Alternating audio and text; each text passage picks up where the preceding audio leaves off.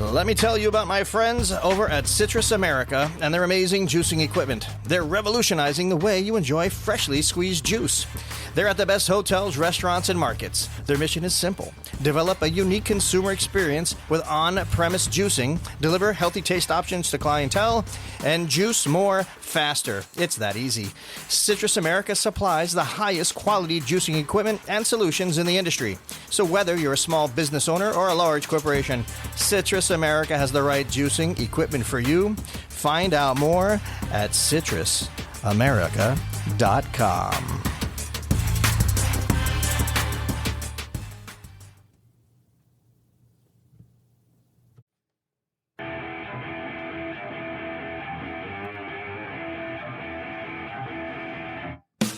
Hello, food fam. This is the Walk and Talk podcast. I am your host, Carl Fiadini. We're podcasting on site at the Carroll Hotel in beautiful Clearwater, St. Pete, Florida. If you haven't been to this property yet, get here. It's top notch with all of the amenities you expect from a Tribute Portfolio hotel. I must tell you that your dining experience with Chef Thomas Parker and Company will be top tier. Okay, today's topics: adversity, resolve, and focus. Fighters fight and simply don't quit. Meet Jason Schofield, former chef and restaurateur. He continues to feed his entrepreneurial hunger. You knock him down, he picks himself up, dusts off, and keeps moving forward. Nothing great happens easily.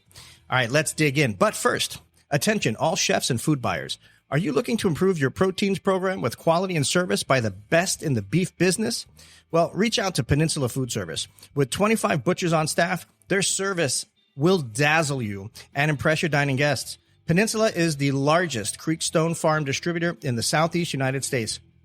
Let the gang at Peninsula Food Service cut your beef burdens away. Ask about their dry age program. Look them up at peninsulafood.com. All right, let's welcome our culinary contributor, Chef Jeffrey Schlissel, to the show. What's up, Jeff? Not much, man. How you doing, baby? Fantastic. Good? Yeah, man. All right. So, all right. I mean, who doesn't love a Rocky movie? If they don't, they got a problem. I am all for the underdog bet. Mm-hmm. I'm like all for the American story, right? And it's kind of like a little bit about what we're going to get in today with Jason. What's your thoughts on that? I definitely agree with it 100%. You could look at the Olympics when the U.S. team won the Olympics. They were the underdog. You look at anything there, you always have this tendency to go for the underdog, and you have to do it. And one of the best things I saw recently was, it was actually a program last night. We were watching a spring baking challenge, and the woman literally had an anxiety attack that she actually went down to the floor. And she came back up and she goes, you know what? You just got to get yourself back up. It's not staying down. It's getting yourself up. And that's what you need to do. And that's what we do as chefs. We get our butts kicked a lot, but we get up and wipe off our butt, the sand off our butt, and keep on going. And that's what it's all about. Let's get Jason on the program. How you doing, Jason? I'm doing good. Thank you for having me. All right. Yeah, we know. I mean, how long have we known each other? Long time. Too long, right? I'm out of here. I'm leaving. Sometimes you just try to forget it, but you're here still like a penny. You can't get rid of it. It's in my pocket. It's a smelly penny. What is that? All right. So your story is not unique, but it's definitely apropos of the American story. Like it's there. Well, thank you. Yes. No, I mean, listen, I know your story, and it seems that there's always another stairway down. Like the story, it gets deeper from the prequel. Right. Yeah. So, why don't you give like an overview, right? So you were, just real quickly. So, you were a restaurateur. You've owned a restaurant group. You've had all sorts of ups and downs. You currently own a company called Hive. Yep. And we're going to get into that a little bit later, what you do there. Sure. But let's start. Like, how did you get into the business? How did you get raked over the coals? And where are you now?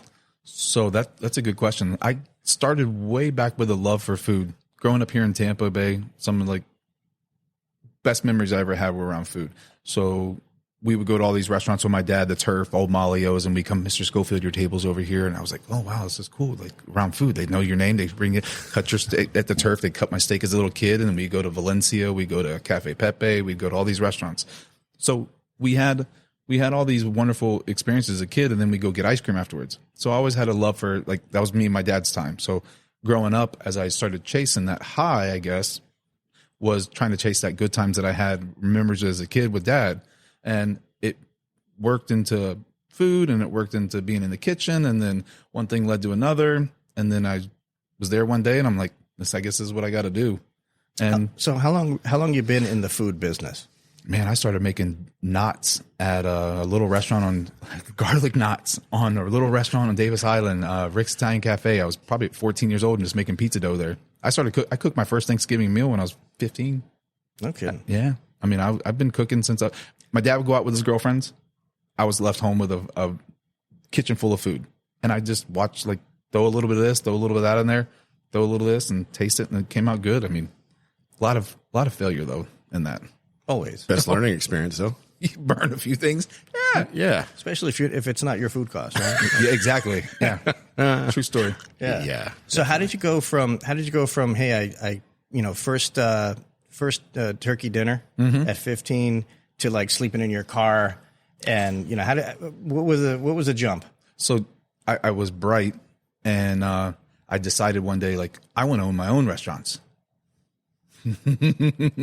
Yeah. So you go from, Nobody advised you against that? Like, nobody said, hey, no, like, get out of no here. one did it, because I didn't know anything at the time. I was naive. I was young. And I was like, I want my own place. So what happened was I doubled down and I opened up my first little Maddie's Bar and Grill, and it was with my wife and my daughter there, named after her. She was like 2. She only could count to 13 and count pizzas and count pepperonis. She'd have like 50 of them on there, but she'd only count to 13. So she'd get to 1, 2, 12, 13, 13, 13, 13, 13, 13. And when she got tired of putting pepperoni on there, that was it. Then during like downtime, I'd be in the back with my wife at the time, and we would cook a meal, dinner there in the back in front of the 3-compartment sink. And I'd put like a 2x4 there and a napkin over it, and we'd make a steak dinner and then go back to work the dinner shift. And then it started from that, then to the next one, and then the next one, and then the next one, and then the next one. And it grew from there, from 1 to, I think at the end of it was like 10 or 11 of them. That's impressive. No. That's super impressive. It sucked. It sucked, yeah, but impressive. I loved it. Right. The passion. I mean, if you said something when we came in about getting your butt kicked, I guess, a lot of time. Mm-hmm.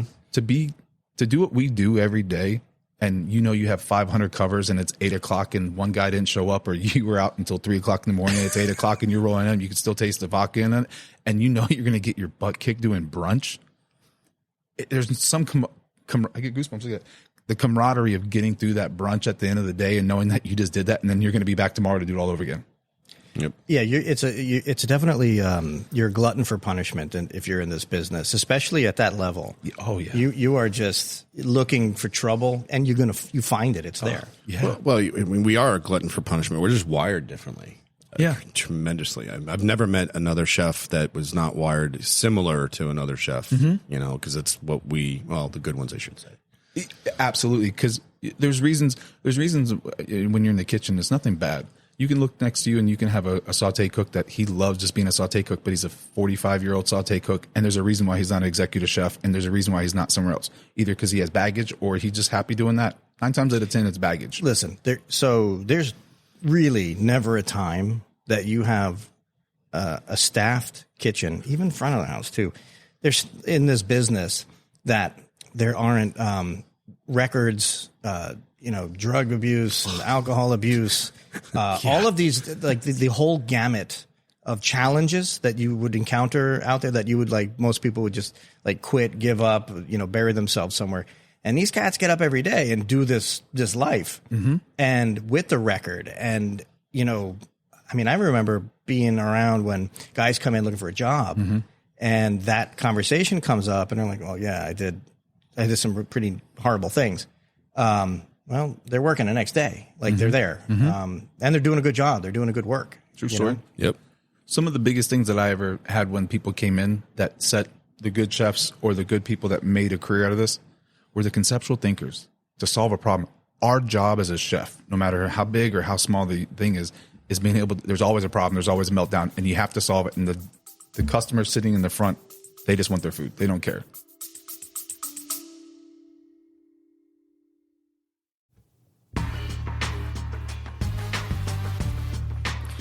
Attention chefs and food buyers. Are you looking to improve your proteins program with quality and service by the best in the beef business? Reach out to Peninsula Food Service. With 25 butchers on staff, their services will dazzle you and impress your dining guests. Peninsula is the largest Creekstone farm distributor in the Southeast United States. Let the gang at Peninsula Food Service cut your beef burdens away and ask about their dry-aged program. Look them up at peninsulafood.com.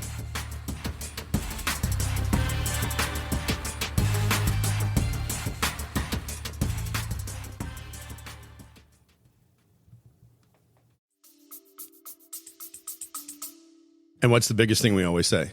After a bad shift, you always look, and this is the line gets together, and you say, well, none of the guests knew it. Yeah. And that's the win. That's when the guests win. don't see it, that is 150%. And you mentioned something too, and we were talking about it earlier, the drug, the high, because you mentioned it, about food. Yeah. And I always say this. There is one place, I was 3 years old, and my grandparents used to take us out in Hollywood, right off of 441, the Turnpike in Pines Boulevard. There used to be a shopping center. It's no longer there. And it was called Cataldo's. And I would go there, and Sunday night, we'd have chicken parm and pasta visual at 3 years old, and that's what I would eat. And to this day, every chicken parm and pasta visual I eat in an Italian restaurant is compared to that one.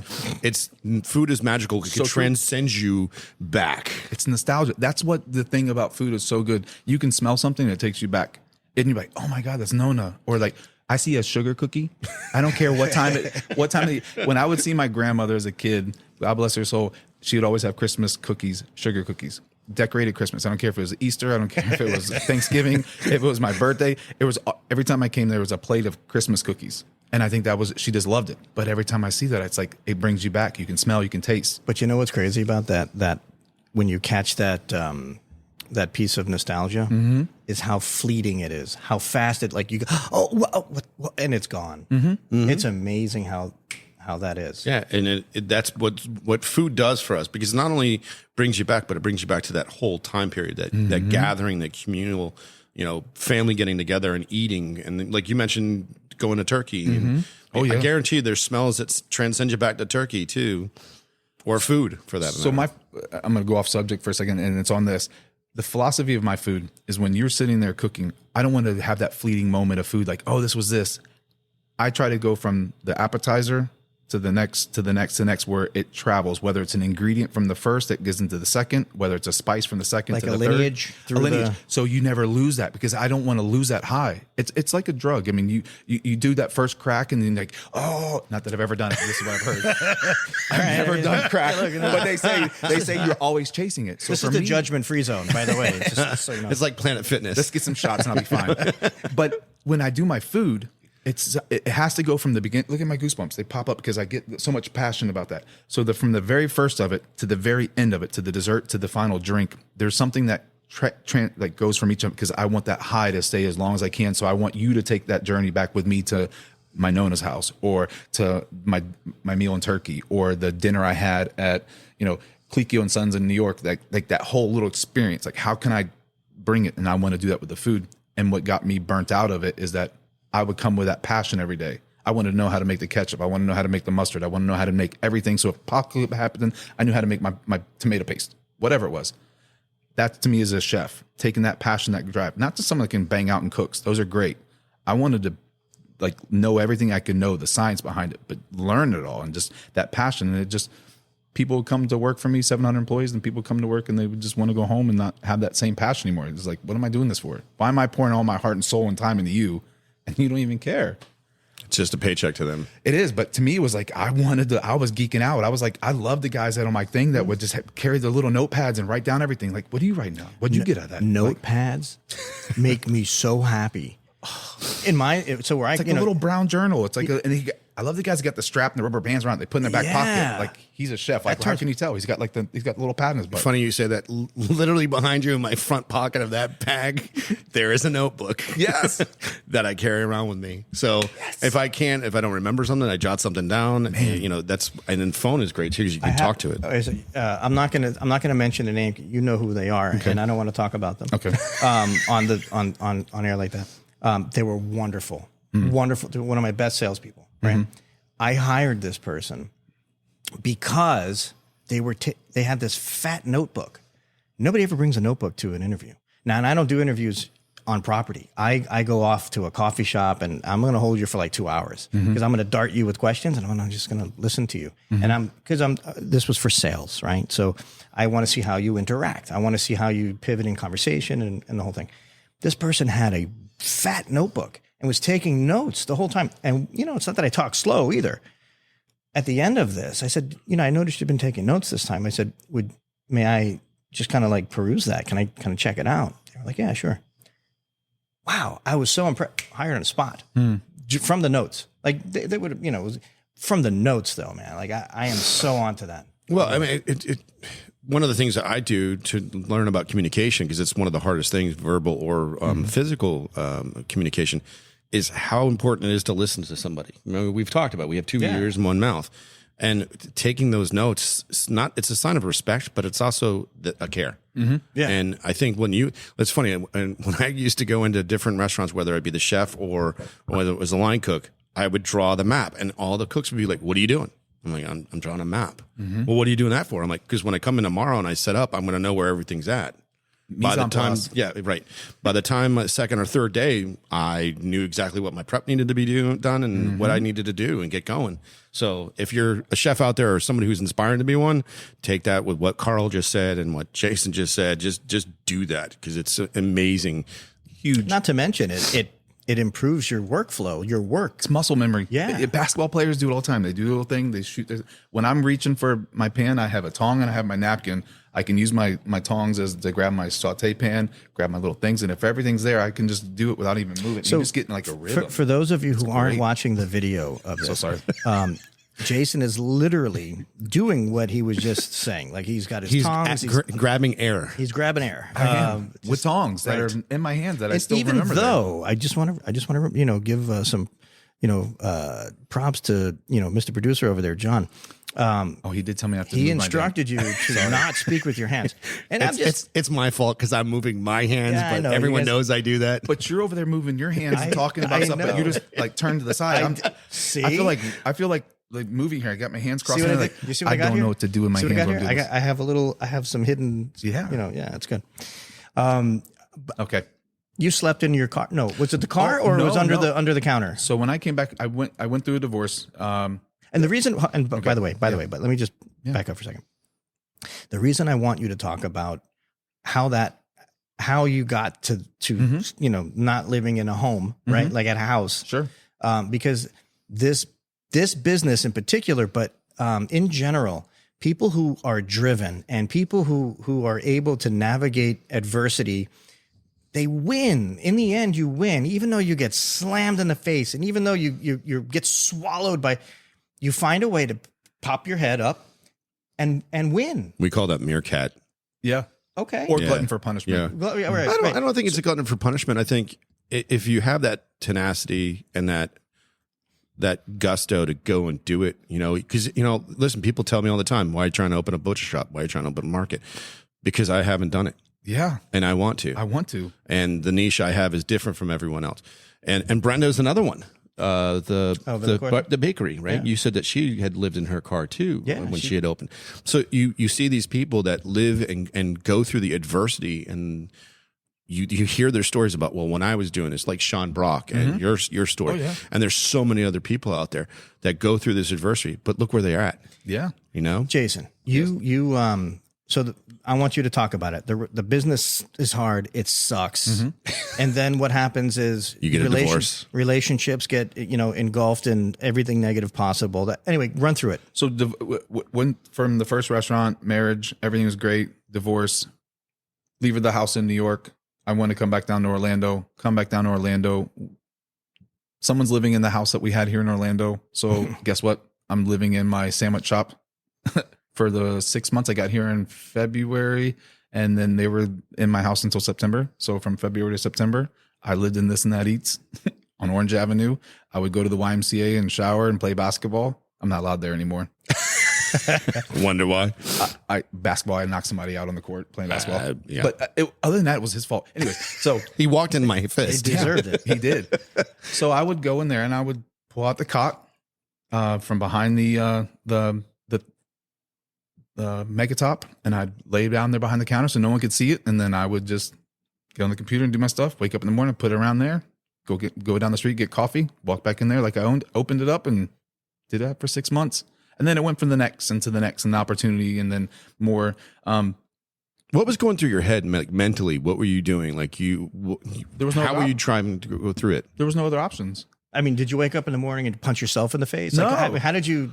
I loved what I was doing, though. I mean, I did. I only opened up the coffee shop and the sandwich shop because I wanted a cafe con leche because I grew up here in Tampa, and I wanted a real one, not a latte. You know. Oh, John likes that, our producer. Oh my gosh, You get the thumbs up. You go ask for a cafe con leche and they give you a latte and it has foam. I'm like, no, let me take you to Ybor and get you a real one. Let me take you to La Segunda or whatever and Take them down to Miami. Yeah, that I was too. about to say La Carreta. Yes, and get the little gorditos. Yeah, and the carditas. Yeah. All right, so let me ask you a question. go ahead. Who in Tampa has the best Cuban sandwich? No, you can't do that. I can't. I'm going to do it. No, I'm going to do that. The Green Store, Interbay McDill. What I mean by you can't do that is, For me, it's nostalgic for me, Right. Because I grew up there to the Green Store. There are a lot of good ones. if you take a Cuban sandwich, it's not supposed to have like salami and stuff. But over here, it's like they combine the I Italian know. and the Cuban I know. together for the the local. It's like the Bloods and the Crips, because you just sit there and the Miami is like no salami. Here it's salami. And by the way, Walk and Talk Show has Here it no goes. affiliation with None of these. Bloods or So Crips. I'm a Tampa Cuban style. I like the salami, Right. the Swiss, the pickle, Cuban. It has to either be La Segunda Bakery Bed or the old Mauricio over on Florida Avenue. It's not there anymore, but those two, if you go get Cuban bread, it has to have a little palm frond in it. And the palm frond isn't there for any other than aesthetics. When they bake it, it just helps split it. Yeah. That's like their cheap way of doing it. But having a good Cuban, the best one because I grew up in Tampa, I used to love the one on the Green Store down there on Interbay and McDill. And I'm not the lettuce and tomato guy, but I like it pressed. Little like mayonnaise on the outside, not butter. Let them put it on there and get that little crust on it. They put lettuce and tomato on a Cuban.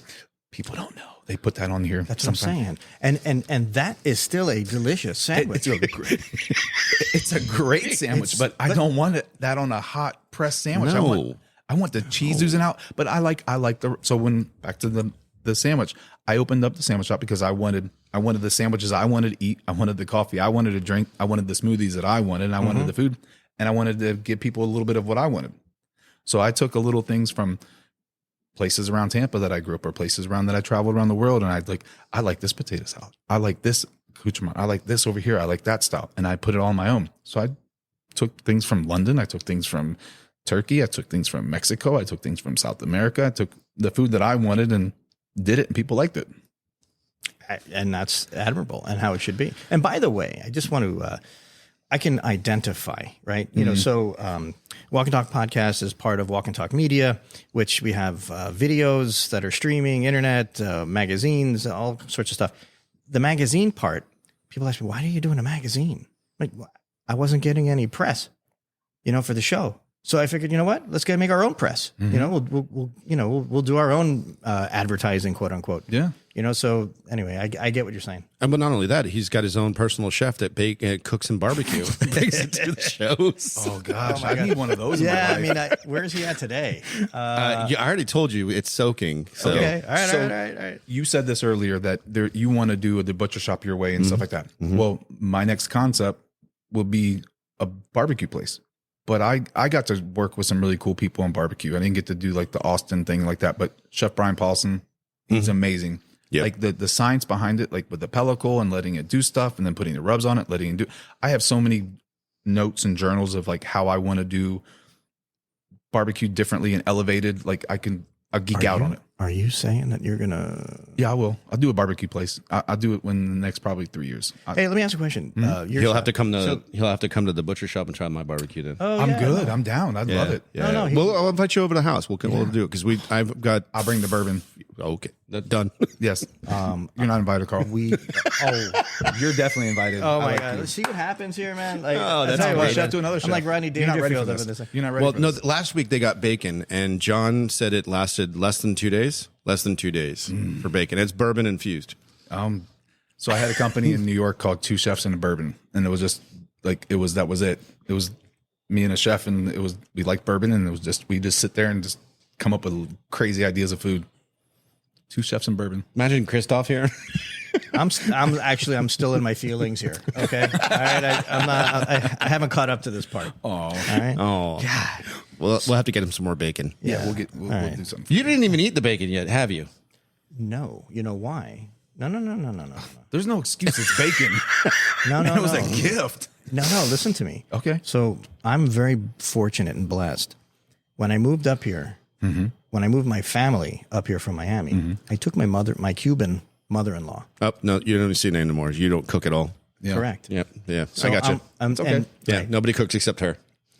And my wife too, a little bit, but mostly, yeah. No. So we're waiting for the opportune time, and that's going to be like a grandiose part of a component of more of a grandiose. I got you. I feel you. So take it chill. Okay. All right. I was going to throw you, a line, but fuck it now. See? Oh man, you ruined. I had a streak. Damn it. That's 2. He said the F and the D word. I had a 20 episode streak. I'm glad. Blame it on the soulless ginger. It's your fault that you're. The soulless ginger did it. Made you do it. Yes. It's the fiery beard, and It's the passion. It's the passion talking about Cubans. Sandwiches. Coño. Woo! All right, so Well, no, not have you. A lot of people. Yeah. Look, don't be a my moon. All right. put it back. No in. monkey faces. All right, take it easy. All right. Where can I get the best deal on, I don't know, paper goods? Yeah. What's going on with the glove market right now? I mean, the pandemic. Do you know anything about this? I might know something about I know a restaurant guy. disposables. I might know a guy. I know a guy. I don't know what camera I'm looking at, but I know a guy. You're That over one's here. yours. You're this one here. Hit me up. I know a guy.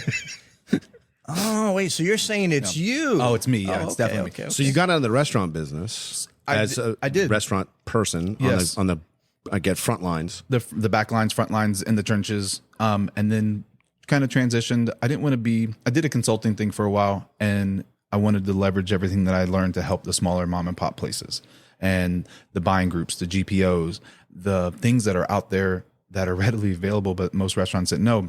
And I felt like I didn't want to be the cheesy used car salesman, the guy with like the velour pants and like the this and that and like trying to sell you something. I just wanted to pass on what I did for the sake of doing it because I wanted you to be able to succeed and learn maybe something that could be better for me. Because there were so many times when I had my restaurants where I forgot to pay the electric bill because I had to make payroll. So we'd come home and then we had to bring out the tent and the little plug in the light bulb lantern and sit in there and be like, oh, we're going to camp out in the kitchen or the living room because I forget. So having that passion where if I would have known things a little bit earlier on and I could have made, instead of $20,000 profit a year, I could made 50 because I was a part of a GPO or I was a part of a buying group or I was part of something that I can get something back to help me actually love more what I already did. I wanted to do that. So I started Hive and that was that. Then the pandemic hit, shut my industry down. And we went from managing contracts to then owning contracts and then doing our own manufacturing on our own brand. So then we started manufacturing cups and straws and napkins and gloves and stuff. And we started bringing them in and then selling them. So when no one could get gloves during the pandemic, we had containers coming in and stuff like that because we had the relationships. So then that kind of pivoted to where we're at now, where we have probably 60 SKUs of stuff. We are the manufacturer, we're the direct importer, and we are the distributor. We cover all Florida right now, and then we ship into bigger. So that gives you more ROI than a lot more ROI. Yeah, and it's a win. It's a win for the buyer too. For the Well, buyer. yeah, especially if you're going to be the one that produces the glove or whatever you're producing, the manufacturer, I should say. you're buying. It's like buying something factory direct. There's no brokers, middlemen. We are the importer on record. We are the. So you're saying you're competitive on beyond competitive. We can sell. I can sell. Yeah. Yeah. Well, I used to work for one of the big conglomerates out there, $25 billion worth, and they were the worst on paper goods. Well, that's where all the Worst. big. That's where all the Non-food. big. Well, that's where the big guys, the broadliners, they make all their monies in the paper disposables. Oh, That's my where God, they yeah. hire because everything else is a commodity. There's very little margins in it. But when you buy that monogram or you buy those branded products, that's where they make all their money up. He mentions the one place I worked for. I didn't know. It's a brand, but I mean, you buy, and there's nothing wrong with Cisco's. There's nothing wrong with Cheney Brothers. There's nothing wrong with the guys because it's a necessity. But where they make their money and where they could actually do a lot of favors towards the restaurant, it's like, all right, how can I help the restaurant leverage that? Well, shit. It's okay. See? He's already broke the it. ginger. He's already popped it. He's already broke the seal. So it was like, where can I add the most value back to the restaurant? I'd rather see the little guy win and do that. So that's what we did. Now, do you go to market differently? Because obviously you're only doing non-food. So that's another truck and another invoice that has to go into that establishment. How do you get around that mentality of that chef or that business or that restaurant owner? All right, we'll use in case in point. We'll say nitrile gloves. If you buy it from a big boy, and it might not be that price now, $90. You buy it from me, $60. So $30 difference a case. 10, it's a 10 huge- boxes, right? It's the same 10 boxes. So 1,000. Yeah. Yeah, It's a huge difference. But if you're talking about that's a 30% margin that you get to go back to the bottom line. That equates to 7% net profit, and I can show you that on stuff. I mean, and those things like that. Not to cut you off, but it's I mean, real money. That's huge. That's huge money where I can give that back. And then I give you 2-week terms. We deliver it. We just warehouse it. We distribute it. We do the custom, whatever you need. And the other part too is because you're buying it like that, when you could go X amount of days a week, then they don't have $30 more tied up in inventory. They have $30 to spend on that commodity product that you just talked about. Maybe they want to do a special, whatever. And there's that money. Or maybe they can, in our current situation with inflation and rise, high cost of goods, they can maybe be more competitive on their menu price, right? Absolutely. So, but especially with to-goes now, everyone's doing the Ubers and everyone's doing the Dashes and stuff. Like that's a huge portion of it. They say it's going to be like $1 trillion business here in the next. Who buys that? I would never do a DoorDash. Like I do it all the time. I couldn't. Couldn't. I love it. But you couldn't. But our kids, I have teenagers and I have 20-year-olds and teenagers. Like that's what they grew up on. So it's not what we would do. We sound like our parents, but like that's the world they grow up. Get off my lawn. Yeah, but know any better. Here's the thing: after when the pandemic hit, one of the biggest things and that that's came different through, now. That's different. But here's the difference: they still are putting those tamper-resistant labels on stuff. So it's still, it's still that thought process. Let's keep on going with it, and it's safe. Yeah, and they think this. So before the pandemic, back in 2000, oh my God, you're paying an arm and a leg and a testicle to go if you're delivering it. Before I knew what Uber Eats was and DoorDash and all that, I lived in Turkey. It was crazy that you could order McDonald's or Burger King and they would deliver it to you on a moped in Turkey in 2009. I could do that I can get Starbucks. Like no one was doing that. And it was the first things of that. And I'm like, what is this little guy on the little thing here? What is that? Burger King? He's got like a little mat on it. He's like, no, they deliver that. I'm like, Burger King delivers? Like, it was like that in Turkey. It was like, all right, it was great, but that's awesome. But that's other cultures, and we just caught onto it late. It took the pandemic to happen. So, what's your website? www.hivevoc.com. Hivevoc.com. So you went from restaurateur to entrepreneur. So you have warehouses. So we kind of didn't hit. Oh yeah. I want some grit. Tell me the grit. The grit was living in a no. But wait a minute. So just because listen, these podcasts go for 30 minutes, 40 minutes. People, they forget a little bit, right? So, you're 14, 15. You start getting this love for the business, food business. Somewhere in there, not too far in the future. Later, you open up one restaurant. One turns to 11. Culinary school or no culinary school? So School of Hard Knocks. I got to work under some master chefs here, local ACF master chefs in Tampa, Craig D'Amico. He taught me, he actually gave me the time and taught me what it means when you put oil in a pan and how to saute and why the ripples are there. And I was like, there's more to than just putting something in a pan. My mind was blown. And then it was the flavors, and then it was like this, and it was like that. And I was like, holy crap. And then the science. If I wasn't a chef, I would have been a physicist. I love the science behind baking and the food. I mean, the reasons why things brown. I could go on, and that was why I loved it, because I never got bored. It's funny you said you would have been a physicist. I would have been a chemist if I could have gotten through math. Yeah, because I love the intricacies of how. And like my daughter said to me, "Why do you put the salt in the eggs when you're scrambling it?" I said, "Well, two reasons. One, you're spreading it out, and two, the salt actually helps the break down the protein and makes it water. So instead of you taking it, if you just beat your egg and you pour it in there, it kind of like comes out like snot. But when you put a little salt in there and you whip it, it'll come in there like water. It just breaks down the bonds and the proteins, and it makes it a lot better product. Then you got to put your fat in there. You got to put some butter in there. You see how you told No, he knows what he's good. I know, but you noted last week you told me that how you love when I geek out on food. Yes. Yeah. You just introduced me to Yeah. me as a ginger. That's what I. And soulless. He has a soul. I don't know about that. I don't know. This is a rough crowd over here. Listen, I am kind of like the great uniter. You and Coco. Sorts. Yes, Yeah. and But Coco. the back to what you said, where the love and the grit came from was just, I always wanted to do my own thing. I was always an entrepreneur since a kid. I had a car detail, like little thing, J&J Auto Detail at 14. I was detailing cars. I was the guy doing like the lawn mowers around the neighborhood. I worked in a pawn shop. My dad, it was instilled in me work ethic. If you're going to do it right. There it goes right there, the work ethic. And that's something that's not instilled anymore. No. Oh my gosh. No. So much. So much. And that was what did it for me. And then also being my own boss. I never felt like I worked a day when I own my places or when I work for other people. But Thomas Keller said one time, he's like, treat it like you own it, one day you will. And that stuck to me. Is like, all right, so I take the pride, like I'm cleaning this. why are you cleaning so much? It's time to go. I'm like, because like I have to do this. I have to clean because one day when I have it, I have to lead by example. So for me, it was just taking pride in what I did, showed up in work. You said something about when you saw a chef one day walking out when he was just dirty. It's like, gosh, if he looks like that, I mean, what is he doing in the back? What does the station look like? Yeah. And then it's like, then he's frustrated. He's throwing things. Like if you just have everything put where it goes and done and clean and everything is nice, it goes so much easier in the world. And I love it. And I'm trying to get that with my daughter. She's 9, and she's funny. The other day, my wife put something in the wrong spot, and here comes the little Jeffrey coming out. It goes here, and I'm like, oh, there's a dad win. Yes. Not only dad, but it's a chef win. Yes. There's a term. There are people a lot smarter that have been doing a lot longer, came up with these things that just mise en place. Have your stuff where it goes. Everything has a place.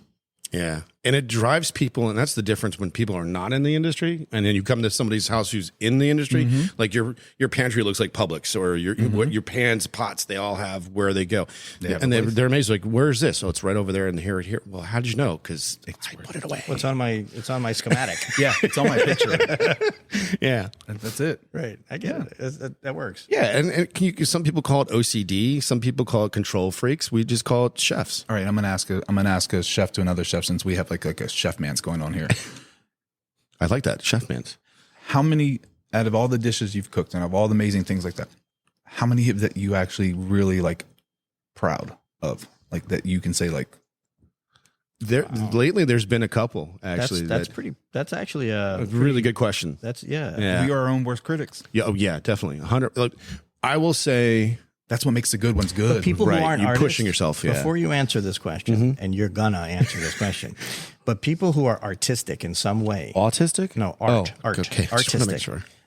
People who are into being creative, man, you hate what you make. Yeah. You don't like what you do, and you don't want to show it to anybody, right? So the fact is, the chances are that because you guys are creative in that respect, you want everybody to have what you create, but you really don't. And when you put it out there, until you've gotten enough slaps on the back and attaboys, I don't think the attaboy is ever good enough for us. You don't even get to the. No, it doesn't, and because you're constantly pushing yourself, like you get done and someone is like, "Oh my god, that is amazing," and you go, "Yeah, I should have put a little more lemon in it," or I took it out a little bit too soon. or something. It's like you always know that you can make it better. Yeah. And for me, I have 3 dishes, and I know them to this day. One was a chili that I did. One was my bolognese meal. Bolognese. And then my other one, when I was 16, I did a chicken cacciatore.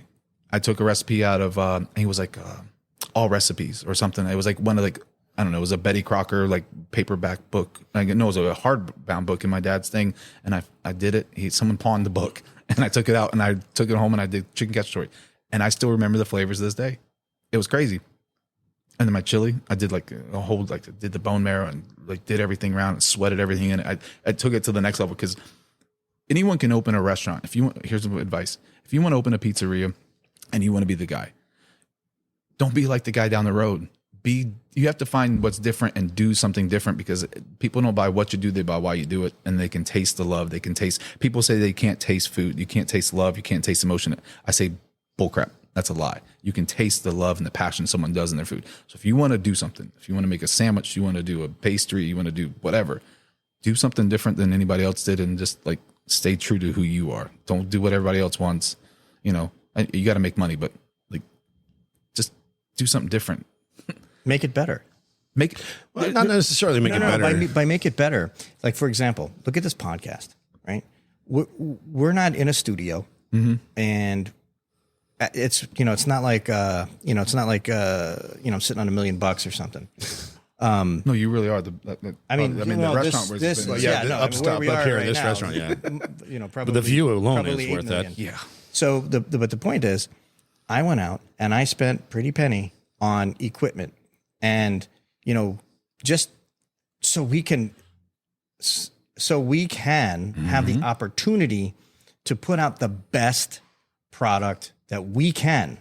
You know what I mean? Okay, so and there's a love affair to this too. All right, by the way. So you just touched on something that I was going to say. There's no new way to make. There's no new way to make a dish. Right. There's only sourcing good ingredients and the technique to execute it. Yes, we talked about technique last week. So all this wonderful equipment around here, there's a lot of it. You guys should see it. It's really nice. Yes. But if I've done podcasts where there's a guy on his iPhone 14, there's 2 little tripods and that's it, and you got a little headphones. There's nothing wrong with it. Nope. But the level of it, you have to be able to do that, and you can see that you care and the passion in it. And there's no new way to make a chicken parm. It's how did you do this? Did you do that? You technique. Where did you get the chicken from? Taking the time to do more. Yes. Look at us. We have to break all this down and set it up just to do a podcast. It's extra work, but it makes it better. But the next time you'll see this, they've already started going, okay, if we did this and we did this, so they're actually setting the bar. We're learning every time we do these things to get even better. Yeah. When we had our pizzeria, Maddie's Craftsman Crew, we milled our flour in house. We made all our cheese. We made our butter. We made our salumi, our charcuterie. Ground everything. Like we milled it, and we sifted our flours for the fine stuff we made for our pastas. The other stuff that was a little bit more coarse, we made for our pizzas. Like that's what type of level that we were doing to make our pizzas different. We were milling. We had a stone burr mill in the back. We had a 12-inch stone burr mill. I was milling it. I was getting the flour, hard winter wheat, and coming in and milling it. And you have to love that. Mm-hmm. Oh, definitely. And I don't know many pizzerias that were doing it. I only know one bakery in Miami that does that, and that's Sullivan Bakery. So you know who gave me that idea? Vetri in New Jersey. He would mill his flour, and he was like, I just wanted to be different. The smell, the aromas and stuff like that. I'm like, if he did it, let me try it. And I loved it. But it was just different. But I don't think the normal person could see it unless I told him the story. But I could taste it. I could feel it. Yeah, but that's where that's where people are going to. The consumer will notice that. Yeah. Because you are doing it differently. You're putting more effort into it because you wanted to do it. When you want to do something, you simply do it better. I'd rather do 10 dishes perfectly than 50, like just to put them out and make money. Right. I'd rather just do those 10 that are just like, oh my God, this is like, oh, it's so amazing. What just happened in my mouth? Yep. Like, and then you gave me this perfect Pilsner to go with. Oh my God. And you go to dessert and you're like, oh my gosh, what is this? And then you do this after dinner cocktail, and it's like, you go through the whole journey of that. And I get to do that now for charity. I love it. I don't cook much in the restaurant. You are doing some good charity stuff too, right? Get into that. Yeah, we do a lot for the Children's Cancer Center. So I auction this wonderful thing off if anyone wants to know. Me, my partner Patrick, and then my best friend Scott, we do in-home cooking things. So this year we did, this is the second year we did it. We raised $20,000 per meal. We did 3 meals. So we raised $60,000 and we will do an in-home cooking experience for 8. And man, I pull out all the stops. I mean, last year I like molecular gastronomy and like modernist cuisine. I did some really fun stuff. Like you know what that is? What he just said?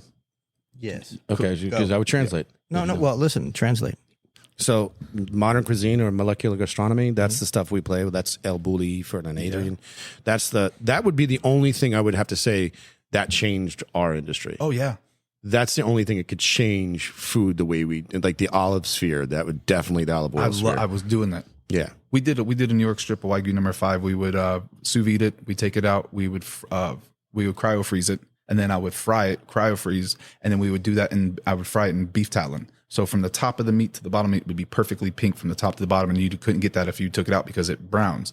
So, but when you cryo freeze it, you freeze it where it's doing that. But then I'm only doing and cooking in oils, convection style cooking. So it's only going to cook the outside of it. It's going to be perfectly like, oh my God, it's sizzled. Then we made the butter. I'd make the butter, and from heavy whipping cream, we would do that and squeeze it out, put that on top, did the steak frites, made the cheese, and then put everything on that on steak and frites. But it was my steak and frites, and it was the way we wanted to do it.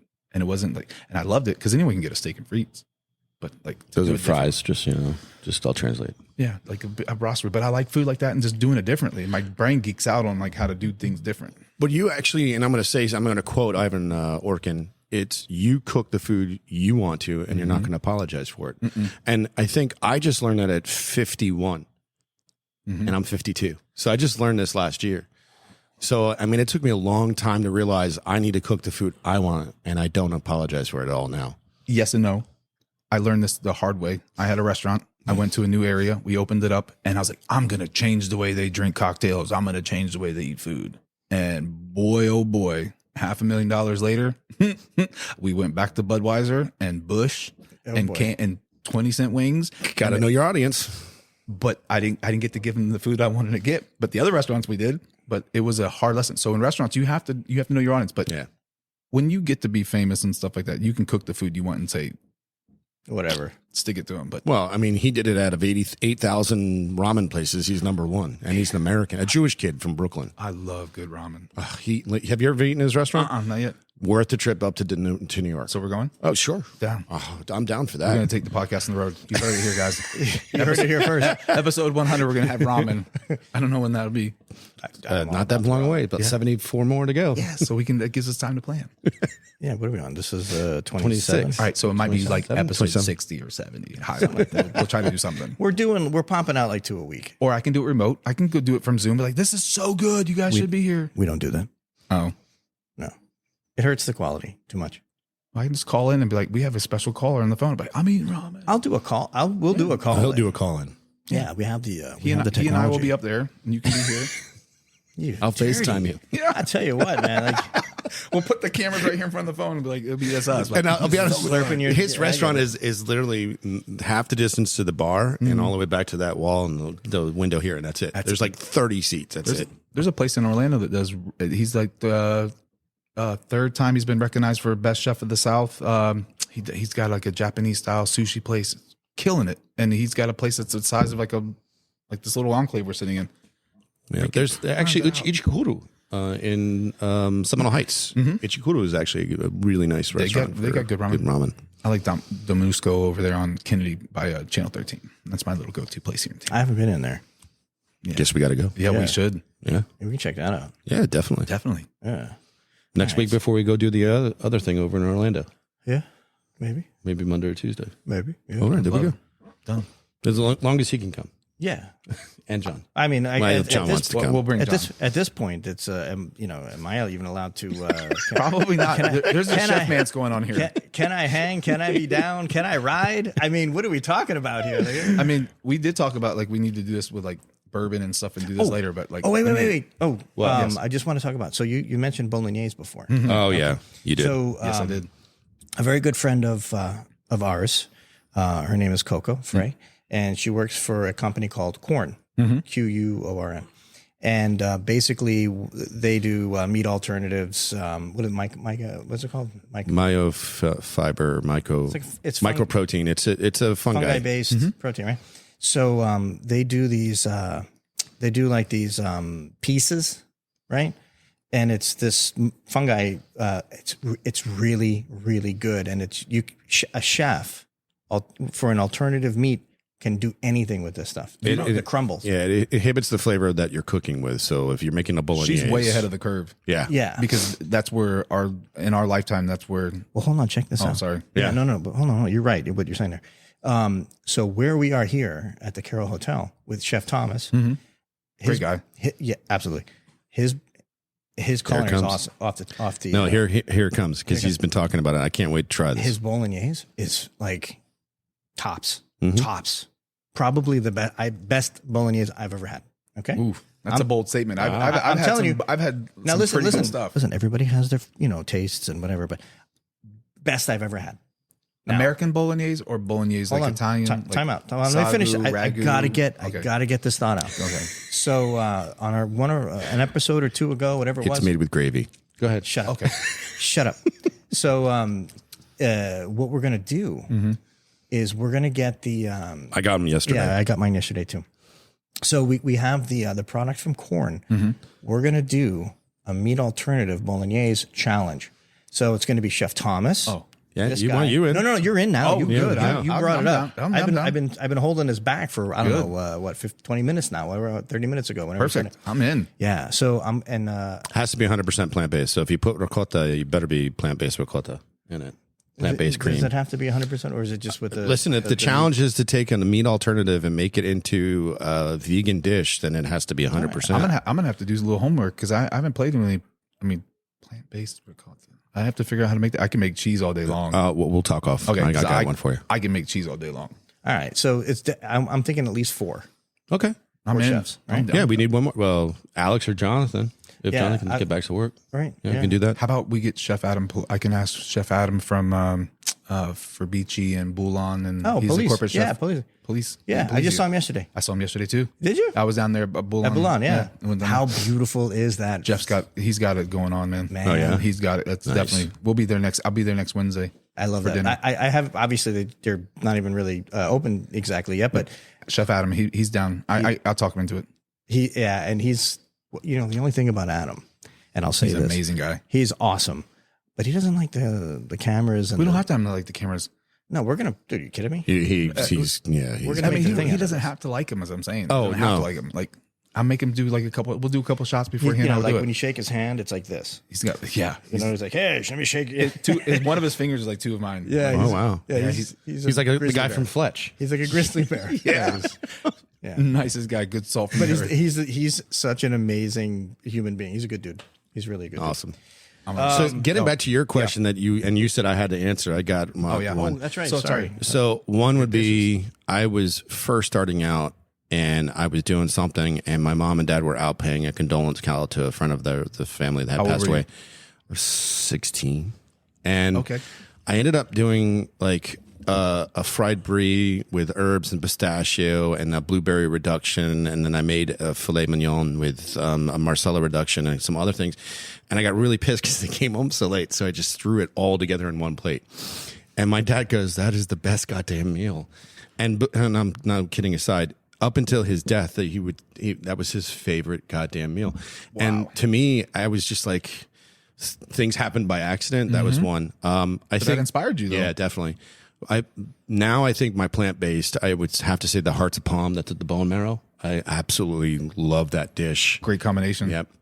It's vegan bone marrow, but it's the hearts of palm. I was thinking real bone marrow. No, I was like, it's 100% vegan, and I char the outside. I came up with the idea by slicing down hearts of palm one day, and I went, hey, I wonder if this would work. And I charred it with a Searsol, so it made it look like it was charred bone, and then filled it with like the food waste, the tops and the bottoms of what you would throw away normally, and kind of sauteed that down and made it like creamier. That to me was one of the ones I love, and I think my jerked BLT, it's just. How'd you get him on a bread? Huh? How'd you get him on bread? Oh, he didn't eat the bread yet. Oh, you jerk BLT. You made a real jerk sandwich. I'm not like a jerk on a bread. Oh my bad. Chef humor. Wow. I tell you what, So wait for this bolognese cook-off. Really? Yes. So the bourbon bacon, I soak it and then I put it with my own homemade jerk, and then it's got red sliced thin onion, it's tomatoes, romaine, on a nice brioche, and then we put ají verde on it, and oh my god, it's life changing. You almost did an oy vey. I won't do an oy vey for that. There's some other things I'll do oy vey for, but not that. I'm aroused right now as a chef. I can tell by the way you're looking at him. I'm red right now, and it's because He's extra ginger right now. I'm gonna do this right now for him at home. I'm gonna double eye wink you. That's how I feel right now on the inside. He just made me feel that good. Oh, that's awesome, man. Yeah. All right. So This was a blast. Thank you so much. It definitely was. It's kind of The only thing missing is bourbon and bacon inside the bourbon. seriously. No joke. I think I need like a double. All right. So I need a double of Adam's fingers. It'll be like this. I need That's like a like fourth finger. Yeah, it's like a fifth of the bottle. All right. Listen, John, you're awesome today. Thank you so much. Jason, thanks for being on the show. You know, Yeah. I don't know if I'm calling you back in or not. We'll have that conversation. It's okay. I'll have him. I'll take him. You guys, are you guys going to move in together? You're going to share an apartment? I think we just A became cot. best friends. A cot. I'm okay with being the big spoon and little spoon. Oh, wow. It's okay. All right. We're going to follow up on the relationship. And hey, we are out.